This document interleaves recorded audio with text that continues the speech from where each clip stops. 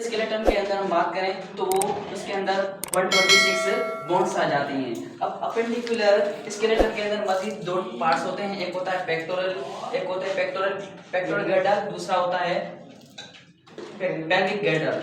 अब pectoral girder और pelvic girder के अंदर दोनों के अंदर 60 बॉन्ड्स आ जाती है। पेक्टोरल के अंदर भी 16 होती है और पेल्विक के अंदर भी कितनी बॉन्ड आ जाती है? 60 बॉन्ड आ जाती है। अब हम बात करें पेक्टोरल गर्डर के अंदर, तो पेक्टोरल गर्डर के अंदर हम बात करें तो उसके अंदर शोल्डर्स आ जाती हैं और हैंड्स आ जाते हैं। अब शोल्डर्स होती हैं ये हमारे पास क्या है? शोल्डर्स हैं। अब शोल्डर्स के अंदर 4 बॉन्ड्स आ जाती हैं, दो फ्रंट पर होती हैं, दो फ्रंट पर होती है उसे हम कहते हैं कैल्विकल, और जो दो बैक में होती है उसे हम क्या कहते हैं? स्कैपुला।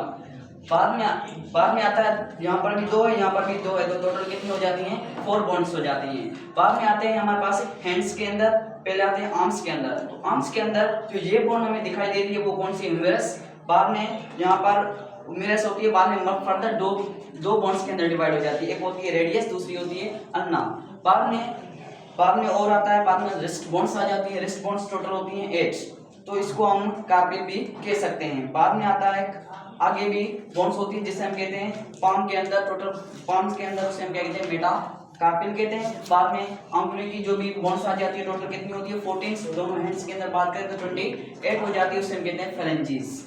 अब हम बात करें तो जो पेल्विक गर्डर के अंदर भी हमारे पास बॉन्ड्स, उसके अंदर भी 60 बोन आ जाती हैं। तो हम उसके अंदर हम आते हैं तो उसके अंदर हैंड लिप्स आ जाती हैं। तो हैंड लिप्स के अंदर ये वाला पार्ट है जो हैंड लिप्स के अंदर आ जाता है, तो उसके अंदर पहले आते हैं हम यहाँ पर